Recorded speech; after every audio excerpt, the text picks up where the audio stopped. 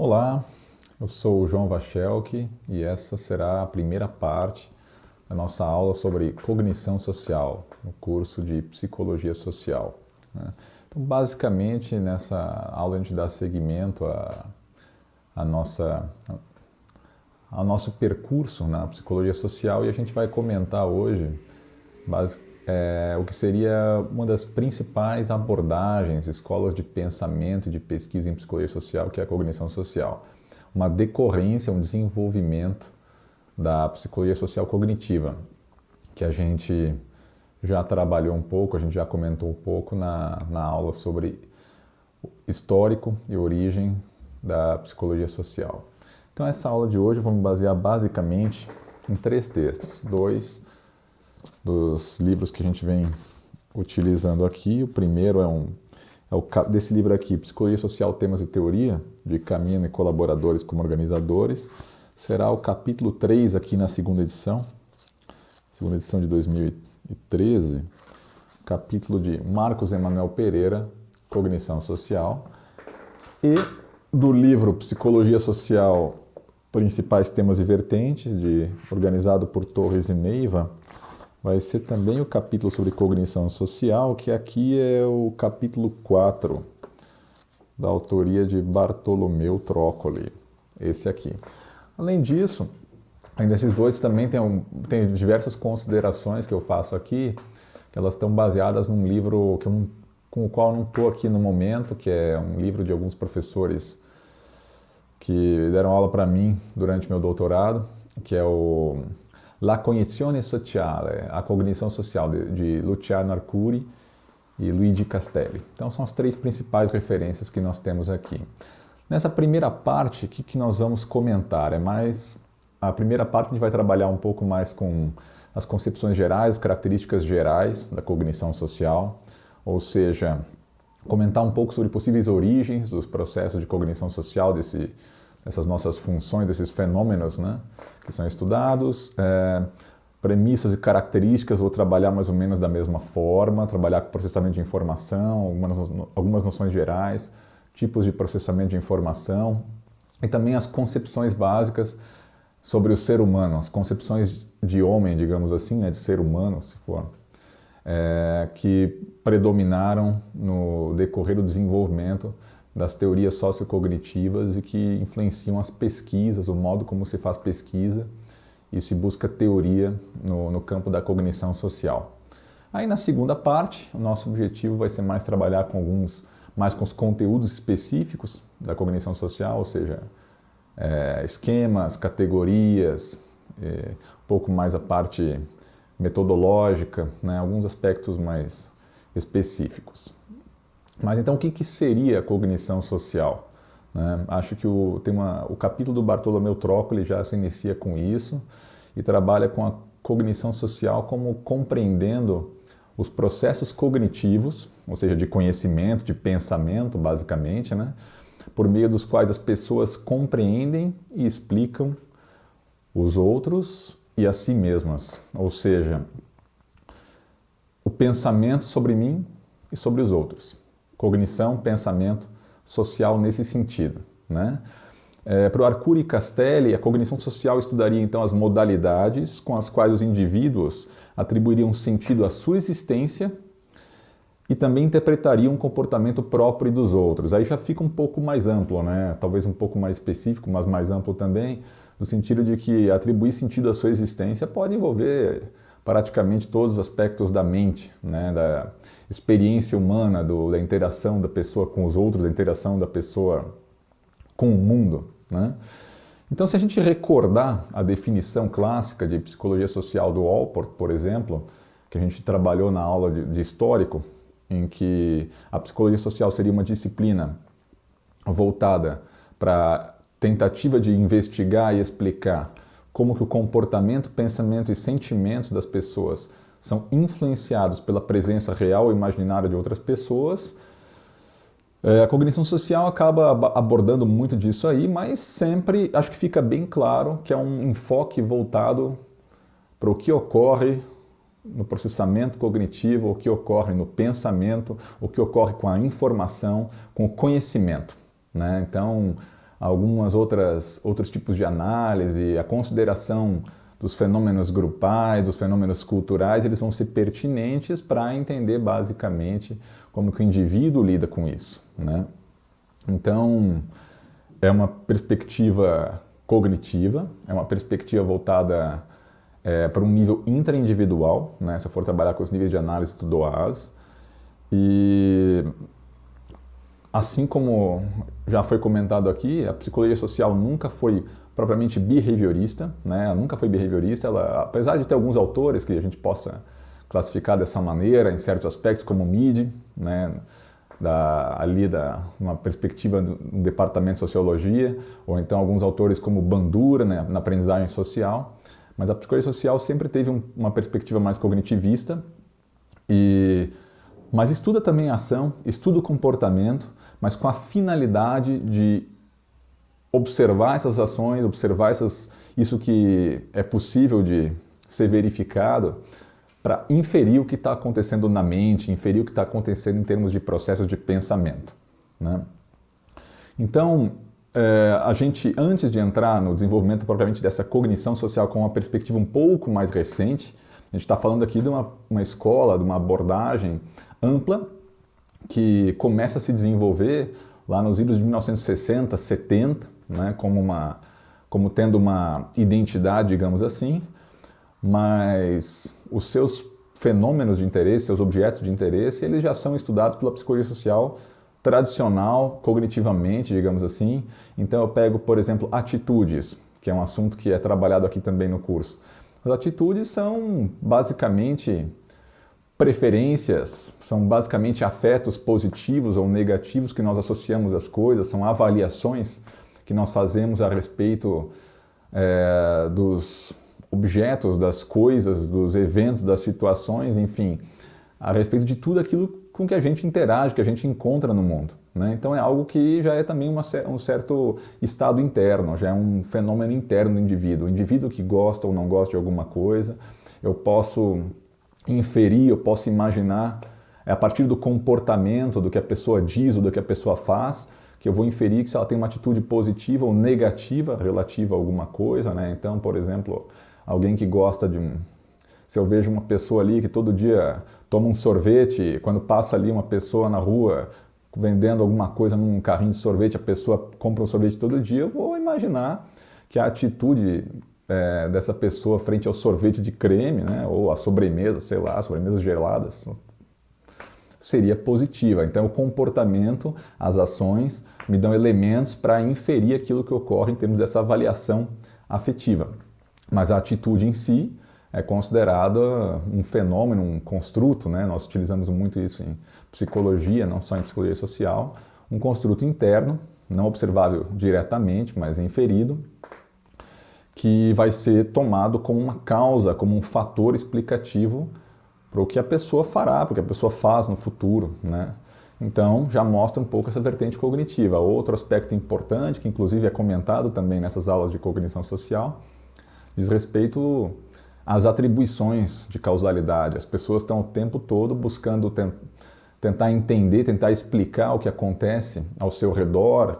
É culpa de quem? Se acontece alguma coisa, se eu fui bem numa prova, se eu fui mal numa prova, isso se deve a porque eu não estudei, ou isso se deve porque eu tive azar, ou se uma pessoa, por exemplo, um júri, né, tem que lidar com um crime, se deve julgar se a pessoa, de fato, digamos que ela tenha cometido um crime, um roubo. Esse roubo, ele de fato é uma culpa da pessoa, ela teve intenção de fazer isso, ela se viu forçada a fazer isso devido a talvez uma condição de vida miserável que deixou ela no desespero. Então o tempo todo as pessoas estão lidando com as informações com que se deparam no meio para tentar chegar a uma conclusão, para tentar explicar, para tentar entender aquilo que está acontecendo na vida cotidiana. Então também as atribuições, esses cálculos, essas inferências, esse resultado, essas conclusões que nós chegamos para explicar para nós mesmos e para os outros aquilo que acontece, também dizem respeito a fenômenos de natureza cognitiva. E isso já se estudava, são fenômenos clássicos da psicologia social, atitudes lá, 1930, 1940, a gente já vê muitos estudos, né? Por exemplo, o estudo do Thomas Znaniec, da Escola de Chicago, 1918, se não me engano, posso estar enganado, mas 1918, a respeito da atitude de imigrantes poloneses nos Estados Unidos, né? Ou os estudos de atribuição de causalidade, uma série de modelos que já começam fortemente com Fritz Heider, um daqueles pesquisadores que fugiu da Europa e se estabeleceu nos Estados Unidos, fez a teoria do equilíbrio cognitivo. Então são construtos que já mostram uma vertente cognitivista na psicologia social antes digamos, do estabelecimento da cognição social como uma abordagem, né? Mas considerando ali, voltando um pouco e pensando no cenário mais amplo da psicologia em geral, nós observamos que lá pelos anos 50, 60, digamos, assim como nós temos uma alternância de escolas, de maneiras de pensar na psicologia, e muitas vezes essa alternância de escolas não se deve a, como podemos dizer, a razões propriamente de que uma explica mais que a outra, mas são tendências, né, a que os pesquisadores adotem um ou outro ponto de vista por questões que alguma perspectiva teórica consegue talvez lidar melhor e assim por diante. Chega uma hora que depois de um período behaviorista, um período fortemente ligado ao comportamento lá com Watson e depois Skinner, né, na psicologia, nós vemos uma grande movimentação não só na psicologia, mas em diversas áreas do conhecimento, das ciências humanas e também de ciências naturais, biológicas, formando o que se chama de revolução cognitiva, né? Então, e na psicologia, ou seja, é um movimento interdisciplinar, transdisciplinar talvez, um campo de conhecimento sobre várias vertentes, e que o livro do Howard Gardner, A Nova Ciência da Mente, se alguém tiver interessado, eu li ele já faz um tempo, mas ele faz uma boa história, uma boa caracterização desse período de revolução cognitiva e da contribuição de cada uma das disciplinas que formariam as ciências cognitivas para estruturar, né, esse novo movimento. Então a gente vai ter a filosofia, em termos da filosofia da mente, a inteligência artificial, a psicologia cognitiva, aspectos da linguística, né? A gente vai ver o Chomsky, ele desafia o Skinner com a gramática gerativa transformacional, né? Então é uma revolução em relação ao que se fazia com a linguística estrutural, baseada no Ferdinand de Saussure. Nós temos também a neurociência, tem também alguns estudos na antropologia. Então é todo um campo que está interessado num estudo interdisciplinar do conhecimento, e na psicologia social, então, e na psicologia de modo geral, realmente as pessoas buscam, para usar aquela expressão, acho que o Marcos Emanuel Pereira aborda isso aí, usa essa expressão, buscam abrir a caixa preta do behaviorismo, né? Enquanto na análise do comportamento se considerava, tem aquela metáfora de que assim, não, eu tenho os estímulos do ambiente, eu posso observar as ações do comportamento do organismo, mas aquilo que acontece no organismo não pode ser observado, é uma caixa preta, né, que não é que não seja, não exista, claro que existe, mas se advoga que se pode estudar o comportamento humano sem fazer referência ao que está nessa caixa preta aí, na mente. A ciência cognitiva busca abrir a caixa preta, né? E a cognição social, ela vai se basear, vai se aproveitar do desenvolvimento da psicologia cognitiva, do paradigma do processamento de informação, né? Ou seja, aquele modelo que também se utiliza na programação, nos computadores, em que eu tenho informação uma informação, por exemplo, sensorial ou ambiental num input, numa entrada, que essa informação ela é codificada, ela é retida, ela é modificada no organismo, e isso gera uma saída em termos de informação e também gera uma ação. Então isso aí é um diagrama, é um processamento, uma sequência de processamento que tem tudo a ver com a programação, né? E é utilizado esse tipo de estrutura conceitual também para a psicologia, também para entender como as pessoas lidam com o conhecimento, como que as pessoas lidam com suas experiências, e a cognição social vai trabalhar com isso, mas com a especificidade de que é o conhecimento sobre si mesmas, ou seja, pessoas também, né? E sobre os outros, né? Sobre outras pessoas, sobre outros grupos, né? Então vai entrar nessa toada, digamos assim. Antes de entrar um pouco nas características gerais, nas premissas da cognição social e alguns detalhes que se fazem necessários, de onde veio a cognição social, né?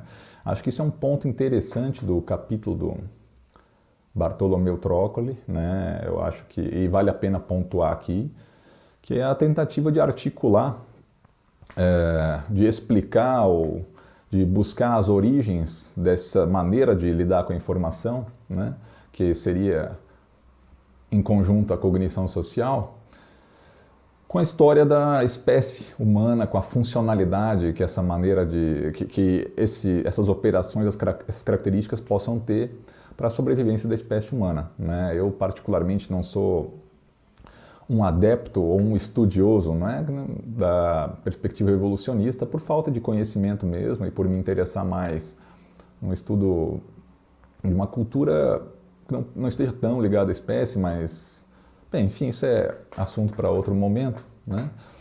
Mas eu acho pertinente, eu acho que é um ponto de vista bastante interessante e de algum lugar isso tem que aparecer, mesmo que a cultura tenha modificado muito, né, a cultura, as interações, né, a civilização possa ter modificado e desviado até finalidades ou funcionalidades que nós tivéssemos como seres humanos, biológicos, digamos assim, de algum modo nós temos esse potencial, ele foi direcionado para outra função ou até podemos identificar uma função que faça sentido em relação à história da espécie. Então essa tentativa é algo bastante interessante, né?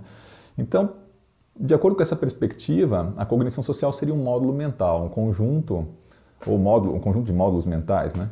Um conjunto de operações e de funções e de mecanismos que nós identificaríamos com como a gente lida com a informação, que teriam alguma finalidade de sobrevivência. O que seria um módulo mental, né? O que eu posso dar um exemplo de um módulo mental? Fazendo um parênteses com uma outra teoria, tem a teoria das fundações morais, né, para ter uma ideia do que poderia ser um módulo mental, do Jonathan Haidt, do Jesse Graham, de outros colaboradores. Essa teoria ela busca explicar a moralidade, ou seja, o que é certo, o que é errado, né, quais são os critérios que as populações, que as civilizações humanas vão utilizar para dizer o que é certo ou errado, o que se pode fazer, o que não pode. Então, por exemplo, roubar não é legal, roubar é incorreto, considerado algo não moral. Por outro lado, ajudar os outros é algo bacana, sempre considerado algo bacana. Honrar as pessoas mais velhas, honrar símbolos religiosos, sagrados. Tem uma série de coisas, uma série de códigos, digamos assim, códigos éticos, que mostram diversos critérios a respeito do que se pode, o que não se pode fazer, o que é moral, o que é imoral, o que é correto, o que é incorreto. Né? E isso está muito ligado a uma discussão na ética, da filosofia, na ética, e assim por diante. E para esses autores, o que é pertinente aqui? Eles buscaram identificar quais são as éticas ou as morais, digamos assim, que seriam pilares comuns a todas as culturas humanas, ou seja, basicamente universais. E ao fazer isso, eles buscam identificar mecanismos que tenham permitido ou favorecido a sobrevivência dos grupos humanos na história evolutiva, né, que é o que daria uma justificativa mais universal. Então essas fundações morais seriam algo muito próximo de módulos mentais. Então, por exemplo, existe uma dessas fundações, uma dessas éticas, que é a de ética do cuidado, né, que faz com que nós tenhamos uma propensão a cuidar de crianças, pessoas frágeis. E quando a gente observa uma violação disso aí, isso geraria emoções básicas, estaria associado a emoções, a sentimentos básicos no ser humano. Então, por exemplo, se eu vejo uma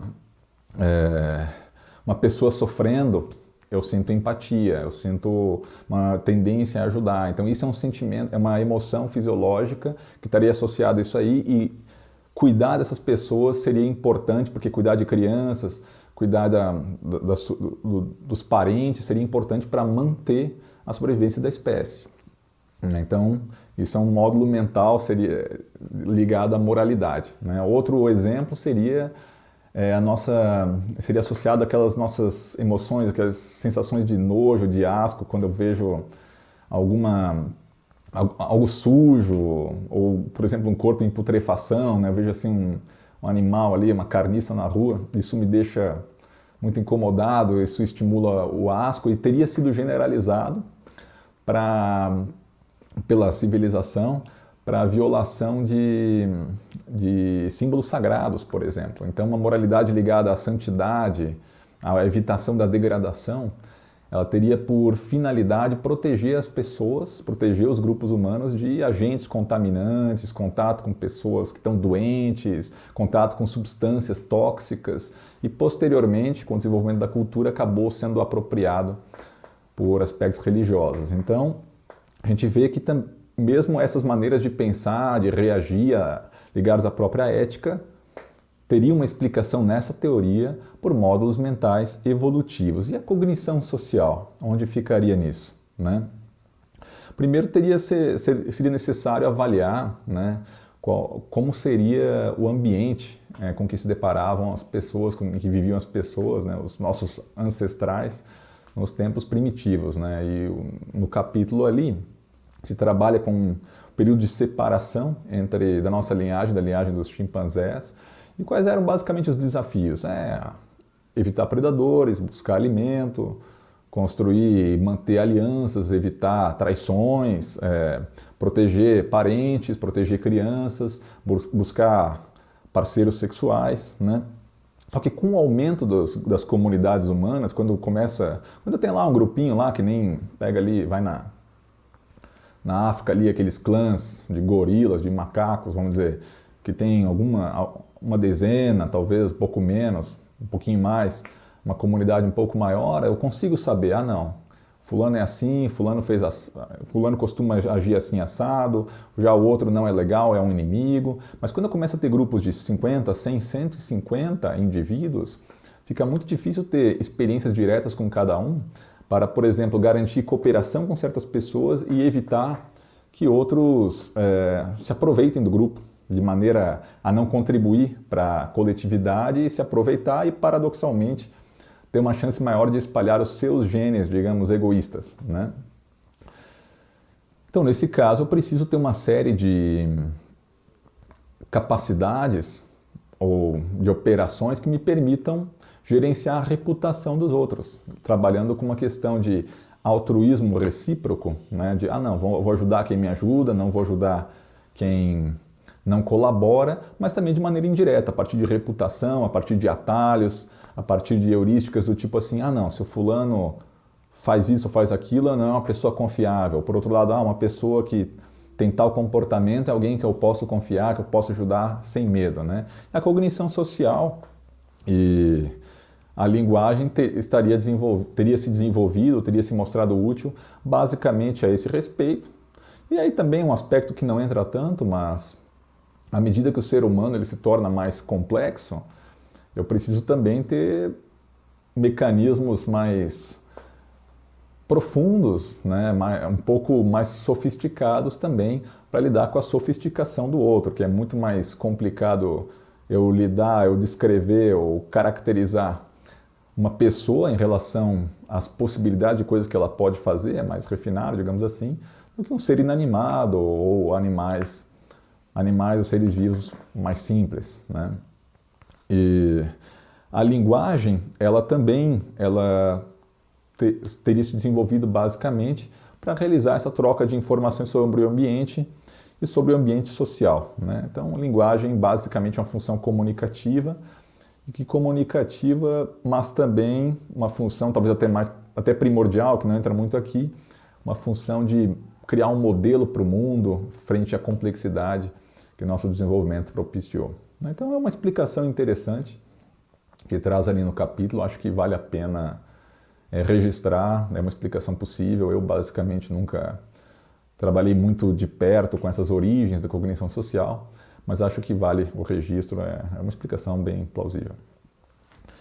Então, quais seriam as características gerais, né? Então, cognição social, pensamento sobre mim, sobre os outros, pode ter tido uma origem voltada para os desafios dos seres humanos e dos grupos, para a sobrevivência desses grupos à medida que a coisa se torna mais complexa, mais sofisticada.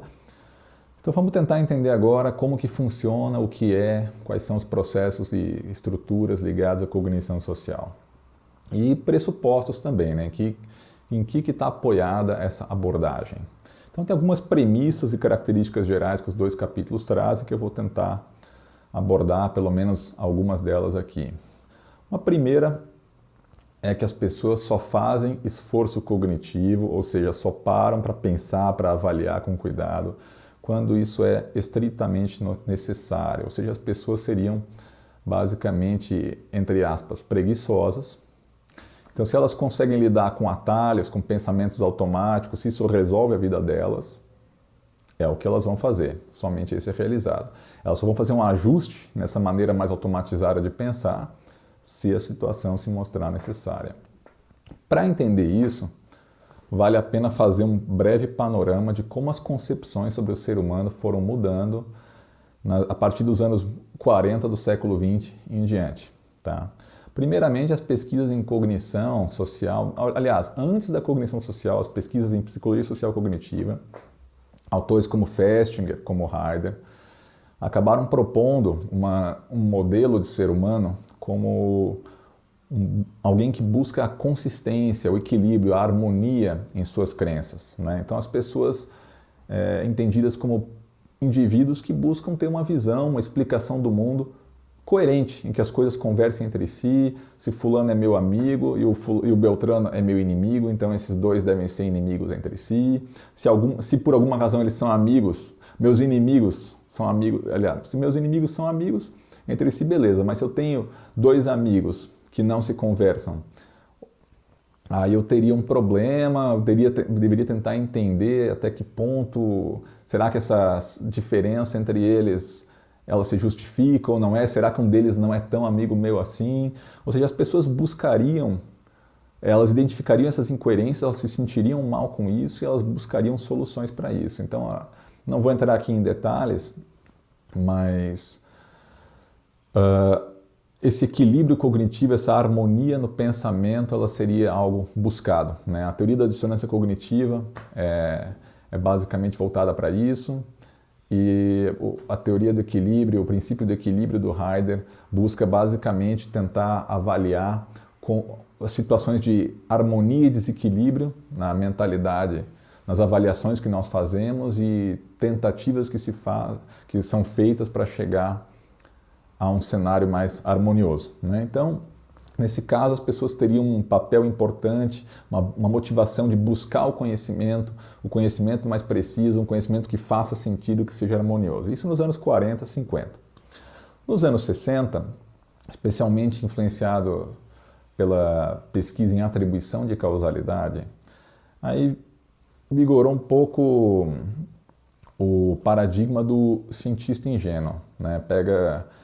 As pessoas elas avaliariam por exemplo, na atribuição de causalidade, eu tento saber, avaliar, explicar um evento se foi devido a pessoa fez alguma coisa de propósito, por exemplo, chegou atrasado numa prova ou numa entrevista de emprego. Ela fez isso de propósito ou se não foi culpa dela. Então eu vou analisar uma série de variáveis como ela costuma fazer isso sempre ou foi algo que aconteceu uma única vez. Só ela chegou atrasado ou todo mundo, nesse dia todos chegaram atrasados, provavelmente devido a um problema de trânsito, digamos assim. Né? E o quanto que isso que a pessoa faz é desejável ou é algo que desafia uma norma e assim por diante. Então as pessoas no dia a dia, elas atuariam basicamente como cientistas ingênuos, buscando analisar uma série de informações, cada uma com grau de informatividade para chegar a uma conclusão. Né? Então nesse ponto, o processo de cognição social ele seria algo similar como eu posso dizer, ao cálculo, à avaliação de um cientista que tenta avaliar o peso de cada fator que está envolvido naquela situação para chegar à conclusão mais precisa, mais exata possível. Né? Então, um pressuposto um pouco que nós observamos aí é que as pessoas agiriam como se tivessem tempo suficiente, disponível, abundante para fazer esses cálculos e essas avaliações, e recursos, motivação, capacidades de avaliar essas coisas, E se elas chegassem a algum tipo de erro, a um desvio da racionalidade, isso seria devido a alguma perturbação, alguma motivação que está, digamos, inebriando o julgamento e assim por diante, né? Ou seja, entende basicamente o processo de cognição social como algo ligado a algo muito parecido com o trabalho de um cientista que tem informações e tem que chegar a uma conclusão, né? E a cognição social, ela já trabalha mais com modelos que viriam depois disso aí. Se constatou que esse tipo de perspectiva ele não era muito realista, né? A Fiske e Taylor, eles apresentaram a noção de que o ser humano seria basicamente um avaro cognitivo, avaro no sentido de avarento, pão duro, alguém que pode ter recursos, mas não quer gastá-los, né? Então se entende que as pessoas elas teriam recursos cognitivos limitados, ou seja, capacidade de pensar, de avaliar, tempo, que seria algo limitado, escasso, e sempre que fosse possível elas buscariam não pensar. Existe uma lei, digamos assim, né? Eu acho que isso tem um princípio que a gente pode usar para explicar essas situações e boa parte do comportamento humano, uma lei meio informal, não vejo assim algo muito, por mais que o avaro cognitivo seja isso, né? Seria basicamente a lei do menor esforço, né? As pessoas tentam sempre ir pelo caminho mais fácil. Então, se eu já tenho um jeito, eu já tenho uma rotina de fazer as coisas, não preciso pensar muito, eu vou usar aquele atalho, aquele recurso que eu conheço, aquela coisa que não preciso pensar muito, aquela coisa que eu já faço no automático, né? Então, sempre que possível, as pessoas vão usar essas tendências mais simplificadas, essa coisa sem pensar muito, mas, por outro lado, elas vão incorrer em erros, porque muitas vezes o jeito que nós pensamos assim de supetão, ou tentamos resolver, ou chegar a uma conclusão sem se debruçar muito nas informações mais detalhadas, pode não nos levar às conclusões mais precisas sob algum ponto de vista, né? Então, as pessoas vistas pelo modelo do avaro cognitivo seriam pessoas que evitam ao máximo parar para pensar, parar para avaliar, e sempre que elas tiverem atalhos, sempre que elas tiverem caminhos, maneiras de resolver ou avaliar situações sem perder muito tempo, elas vão dar preferência a esses caminhos. E posteriormente, o modelo do tático motivado, ou estrategista motivado, seria um refinamento da questão do avaro cognitivo. Então se entende que sim, resolvendo, as pessoas vão por procedimentos mais simples, que já funcionaram para elas no passado, ou que elas já aprenderam. Mas em alguns casos, pode ser uma situação surpreendente, pode ser algo motivador, pode ser algo extremamente importante, as pessoas vão parar, pisar no breque e vão tentar chegar a uma solução, vão tentar avaliar, tentar entender o que está acontecendo com elas de uma maneira mais deliberada, uma maneira mais controlada. Então, por exemplo, se eu sempre estou dirigindo meu carro, tal, indo para o trabalho, digamos assim, eu sempre faço o mesmo caminho, não presto muita atenção, sempre vou no automático, mas de repente cruza um cachorro na pista, eu já vou passar para o controle da situação, vou tentar entender o que aconteceu, né? Vou tentar explicar e tomar ações de acordo com o que faça sentido, mas sem ser mais no automático, digamos assim. Então acho que uma maneira de entender o estrategista motivado é pensar num piloto automático, né? A gente tem um avião, por exemplo, que trabalha boa parte do seu voo, em que pode manter a rota, não tem problemas, trabalha no piloto automático, mas para certos procedimentos ou para alguma situação inesperada ou momentos importantes, o piloto assume o comando e aí nós temos um estrategista que, quando ele está motivado, ele vai usar seus recursos cognitivos, né? Então, nesses casos, nós analisamos a situação mais a fundo, nós tentamos chegar à melhor decisão e não nos contentamos com, basicamente, soluções estereotipadas, automáticas, etc. Certo? E o que vai direcionar se eu vou usar mais o procedimento automático ou um procedimento mais controlado vai ser a minha motivação e a minha possibilidade de mobilizar recursos ou não. Eu tenho tempo, eu tenho como parar para pensar, eu estou motivado, é algo importante para mim, ou então é algo muito surpreendente, provavelmente eu vou utilizar uma avaliação mais criteriosa, mais controlada. Caso contrário, nós vamos por atalhos, heurísticas, que elas funcionam muito bem na maior parte do tempo e não nos cansam, digamos assim. Eu posso pensar em outras coisas, posso fazer outras coisas. Então, essa seria uma primeira característica, uma primeira premissa, né? Um outro aspecto, né, andando adiante, seria que a cognição social, né, como eu já comentei, ela está muito associada ao paradigma da psicologia cognitiva e ela se orienta por processos computacionais, ou seja, entende que a informação passa por uma sequência de processamento, né? Aí eu vou citar as 4 fases mencionadas por Wire e Sproul Jr.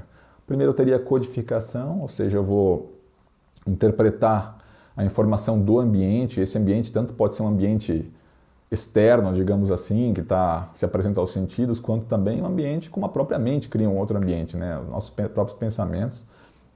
Essa informação vai ser interpretada e organizada a partir do conhecimento que nós já temos. Esse conhecimento na forma de esquemas, categorias, protótipos, a gente vai comentar sobre eles em maior detalhe na segunda parte, na parte 2, mas é basicamente o meu conhecimento prévio, ele é o meu estoque, ele é o meu repertório, ele é aquilo que eu já consegui reproduzir, que eu tenho para lidar com o mundo, para classificar minhas experiências. Então, o que eu vou absorver, o que eu vou, digamos, absorver não é uma boa, mas o que eu vou conseguir aprender, aquilo com que eu vou conseguir interagir na minha experiência vai estar muito influenciado pelo meu conhecimento acumulado historicamente e também, não só na minha própria vida, né, mas também diz respeito aos vieses, a módulos, a conhecimento já ligado à própria espécie, e esses esquemas prévios vão organizar a informação, vão poder permitir apreender a informação com que me deparo no meu convívio, né? Esses estímulos externos, de certa maneira, eles são organizados, eles são transformados em representações na minha mente, né? Ou seja, em um mundo interno em que eu tenho símbolos, em que eu tenho imagens, em que eu tenho verbalização, digamos assim, que é a nossa própria mente. A gente vai trabalhar mais com a discussão da mente quando for trabalhar com alguns conceitos semióticos lá no final da disciplina, mas tem tudo a ver. E eu não consigo também selecionar e apreender, né, ou interagir com tudo na minha experiência, numa certa situação. A minha atenção vai ser essencial para selecionar alguns conteúdos, digamos assim, para assimilá-los. O que vai me levar a, digamos, despender um pouco mais de atenção, a selecionar certos estímulos? Primeiro, uma saliência, né, do próprio estímulo, da situação. Então, uma coisa que nem eu disse lá, estou dirigindo pro trabalho. Se tudo se desenvolve como de costume, eu cruzo com as mesmas pessoas, eu passo nos mesmos lugares, não vejo nada de estranho, provavelmente eu nem preciso prestar atenção em nada, posso pensar em outras coisas, etc. Se, por outro lado, passa um elefante no meio da pista, é algo que vai atrair minha atenção, que eu vou parar, pensar, caramba, que diabo aconteceu aqui? O que esse bicho está fazendo aqui? Então, certamente vai ser dentro de todos os elementos da situação que vai chamar mais atenção. Talvez eu não vá perceber um IP que está do lado do elefante, mas eu vou perceber o elefante, né? O exemplo que é mencionado no livro ali, se aparece um professor para dar aula vestido de palhaço, né? Então, não só as pessoas vão perceber isso, como elas vão tentar, provavelmente, relacionar isso com algum tipo de causalidade, algo que é muito não usual, algo que é muito estranho, deveria ter algum tipo de explicação, e as pessoas vão tentar chegar a uma conclusão. Mas isso é um outro aspecto, né? Então, um estímulo pode ser saliente tanto no ambiente, como também no ambiente, digamos, interno. Eu posso estar pensando em alguma coisa, eu posso ter uma tarefa, eu posso ter um prazo importante para entregar alguma coisa na universidade, ou posso ter um prazo importante no trabalho. Aquilo está prendendo meus pensamentos, está se mostrando algo, se mostrando saliente. Então, eu estou pensando nisso, estou percebendo isso, em vez de olhar para outras coisas. Então, metas, esquemas, finalidades, isso são aspectos importantes para que eu consiga prestar atenção, selecionar certos estímulos, certos aspectos da situação, né? Aí depois eu vou armazenar ou arquivar esses estímulos, essas representações num sistema de memória, e isso é essencial, né? Se o conhecimento prévio ele é importante para que a gente consiga ter expectativas sobre o mundo, consiga lidar com ele, né? Sem isso é muito difícil, né? Algum tipo de memória, algum tipo de conhecimento desenvolvido historicamente é essencial para que eu consiga lidar com novas situações e ao mesmo tempo ir modificando o meu conhecimento, aprimorando o meu conhecimento. E em algumas situações eu sou levado o tempo todo, na verdade, eu sou levado a ter uma interação entre aquilo que eu estou observando do meu mundo, da minha situação imediata, digamos assim, imediata também não, da minha situação, a situação que se apresenta para mim num certo momento histórico. Isso está sempre em interação com meus esquemas prévios, minhas representações que estão na memória, digamos assim, e me fazem estar buscando entender, buscando chegar a julgamentos a respeito do que está acontecendo e como agir, como fazer alguma coisa, né? Então, tipo, se eu estou andando na rua, se eu vejo um elefante, provavelmente eu vou classificar isso como, caramba, fugiu algum bicho do zoológico, isso é um perigo, porque vai que esse bicho aí tá assustado, não sei o que, é melhor tirar o carro daqui. Então, esse meu conhecimento prévio sobre os elefantes, sobre o ambiente em que eles moram, então sobre a probabilidade baixíssima de observar um elefante aqui no Cerrado Mineiro em situação natural, né? Sobre o tipo de comportamento do elefante em relação a veículos, sobre o tamanho do elefante, o peso, a força, sobre a velocidade do carro. Esse tipo de coisa me leva a tentar avaliar a situação como uma situação de risco, se eu estiver andando muito rápido, se eu estiver perto dele, e buscar uma ação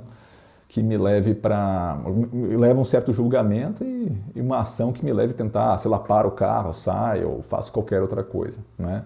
Mas então, esse processo, codificação por meio da atenção, armazenamento, arquivamento daquilo que acontece, recuperação de esquemas de conhecimento prévio para explicar essa situação, talvez uma constatação da adequação ou inadequação dos meus conhecimentos prévios frente a essa situação, necessidade de ou aplicar esses esquemas ou modificar esses esquemas, e aí quem estudou desenvolvimento, assimilação, acomodação é muito semelhante, e por fim, ação, né? Uma conclusão,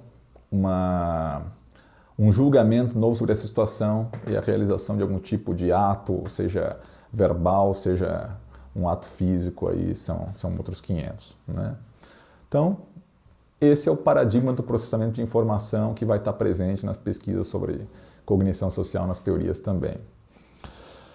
Outro aspecto, as pessoas são consideradas agentes causais, ou seja, a gente entende que ao lidar que as pessoas elas buscam planejar a conduta delas, elas buscam exercer influência no ambiente em que elas vivem, né? Então, em comparação, por exemplo, com a análise do comportamento, que vai buscar sempre a causa no ambiente, aqui se confere algum poder um pouco maior uma autonomia um pouco maior, digamos assim, né?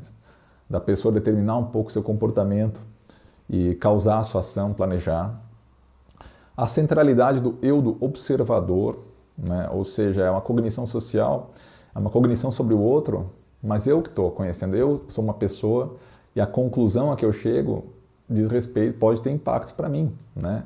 Então, se por exemplo eu fui mal numa prova, se eu pensei assim, cara, eu sou um incapaz, ou eu não me esforcei, ou isso aí pode ter efeitos na minha autoestima. Então, são vieses que são naturais, são inerentes a esse tipo de situação. Então, as minhas motivações, a minha história, meus objetivos, eles vão estar presentes, são os motores, digamos assim, que vão direcionar os julgamentos, as avaliações para um lado ou para o outro, né? Então, o pensamento ele é considerado também um fator importante no planejamento da ação, da conduta, da preparação. Então, conhecer o que a pessoa pensa, conhecer as características da informação vai ser importante para, como eu posso dizer, para entender como ela vai agir. E nós temos, isso é bastante pertinente, nós temos uma predominância de processos automáticos que são inacessíveis à consciência, tá? Então, tudo bem, as pessoas estão o tempo todo avaliando, estão julgando, estão chegando a conclusões, mas talvez a maior parte dos processos cognitivos, ele ocorre pela ativação de categorias, de esquemas, de avaliações prévias. Eles geram comportamentos, geram avaliações também, mas a gente não está monitorando, né? Então, tem até uma linha de pesquisa que por um tempo, pelo menos, era polêmica do priming, que mostrava como, por exemplo, o fato de eu ter acesso, de eu estar pensando, vamos dizer, na terceira idade. Tem um estudo que fazia isso, eu pensava na terceira idade, pessoas idosas, e isso se refletia num certo momento, se eu estivesse pensando... Às vezes nem me dava conta que eu estava vendo estímulos ligados a isso, mas eu só era exposto a eles. Isso levava as pessoas a andarem de maneira mais vagarosa. Então, é toda aquela coisa de mensagens subliminares. Até um tempo atrás, essa linha de pesquisa era muito popular, mas também gerou uma série de contestações por questões metodológicas. Mas o princípio é o tipo de coisa que eu estou pensando, o tipo de coisa que eu estou exposto, né, as coisas que eu estou aprendendo, mesmo sem pensar muito a respeito. Eu posso fazer uma menção a experiências na socialização inicial, infantil, coisas que se aprende na família, mesmo sem pensar muito, coisas a que as crianças estão expostas, exemplos. Isso já gera avaliações, já gera preconceitos, já gera atitudes, né? Mesmo que as pessoas não se deem conta disso diretamente. Tá? E aí, além disso, quais vão ser os nossos processos controlados, quais vão ser nossos processos automáticos e suas características. O processamento controlado é aquele processamento que a gente pode pensar no nosso automonitoramento, aquilo de que eu estou consciente quando eu estou pensando. Então, o meu discurso interior, aquilo que eu falo, aquilo que eu penso para mim mesmo, sem falar diretamente, mas pensando na mente, digamos assim, né? Então, eu sei o que está acontecendo, eu controlo o processo, eu consigo ajustar o andamento desse processo. Então, estou resolvendo um problema de matemática, ou respondendo uma tarefa escolar, ou tentando pensar sobre alguma coisa quando eu estou estudando. Eu sei exatamente a sequência que esse processo está tomando, as informações que eu estou levando em consideração, eu estou observando o tipo de conclusão que eu chego, se é satisfatória para mim, se não é, né? Então, é um tipo de processamento que ele é mais trabalhoso, ele requer mais tempo para ser concluído, e ele é serial. Eu não consigo ficar, a não ser que eu, sei lá, tenha 1000 vozes na cabeça, sei lá como é que seria isso, mas eu não consigo pensar em duas coisas ao mesmo tempo. Primeiro eu penso uma coisa, depois eu penso uma outra. Às vezes as coisas se confundem, meu pensamento fica confuso, mas ele teria um processamento serial, uma coisa de cada vez, né? Como vantagens, ele é mais dispendioso, que seria uma desvantagem, mas como uma vantagem ele é mais flexível, ele pode se adaptar a mudanças mais sutis, então ele é mais preciso, eu consigo chegar a conclusões mais adequadas, né? Já o processamento automático, ele é inconsciente, eu não sei bem o que está acontecendo, eu posso fazer uma metáfora com os programas que estão rodando num computador que estão minimizados. O processamento controlado seria aquele que está maximizado na minha tela em que eu estou trabalhando. O processamento automático seriam os programas minimizados que estão rodando ali no sistema e eu nem sei o que está acontecendo, tem um monte de coisa acontecendo. Ele é inconsciente, quando disparados eles vão até o fim, eles ficam ativos mesmo sem interferência, mesmo sem a pessoa estar pensando. E em oposição ao processamento serial, eles fazem o processamento de várias atividades ao mesmo tempo, um processamento paralelo, né? Aquela coisa do multitarefa, né? Não são flexíveis, então eles basicamente são os preconceitos, são aqueles medos, aquelas avaliações meio automáticas, que a gente não, meio 880, mas por outro lado não exigem muitos recursos. Então a cognição social ela aponta para o fato de que, olha, muita coisa, talvez a maior parte dos nossos, certamente a maior parte dos processos cognitivos com que a gente lida, eles são desse tipo aí, processamento automático, tá? Aí uma terceira, já falei várias, né? Uma outra premissa característica diz respeito que a cognição social ela tem que ser muito complexa e muito subjetiva porque ela lida com objetos não estáticos, as pessoas são complexas, a gente sabe que nós fazemos coisas que os outros podem observar, mas tem uma série de outras coisas por trás que nós estamos pensando, tem explicações diversas para as nossas ações, nós podemos fazer uma coisa, mas na verdade querer o contrário, estar fingindo ou não conseguir se expressar. Tem um monte de coisas que podem estar acontecendo ali e nós sabemos que os outros também são assim, a gente se reconhece no outro, né? Então, por isso, existe um grande espaço para divergência, para interpretações diferentes, por exemplo, de olhar o céu, a cor do céu, o céu é azul. A convenção está muito forte do que é azul e o tipo de observação que a gente chega para tem uma grande divergência. Agora, para saber se alguém quis fazer tal coisa, se alguém é confiável, se alguém é uma boa pessoa, se alguém é inteligente, aí tem uma série de aspectos que tornam a coisa mais nebulosa, né? E as pessoas e as coisas, né, os objetos estáticos, não tem tanto isso, né, cara? A não ser que nós tenhamos um poltergeist aqui numa sala e tal, as coisas não saem voando por aí, né? Então dá para explicar ou dá para lidar com elas de uma maneira mais tranquila, tá? Então, basicamente, em termos de características gerais, premissas do modelo da cognição social, seria isso, né? Para essa primeira parte da nossa aula, até que já foi bastante. Na segunda parte, eu vou abordar um pouco os métodos da cognição social, as estruturas, né? Os conceitos, digamos assim, o conteúdo da cognição. Uma dicotomia importante sobre de onde viria o nosso conhecimento das coisas, ou se viria da mente, digamos assim, e a questão das heurísticas, ok? Mas para essa primeira parte, tá bom. Até a próxima parte.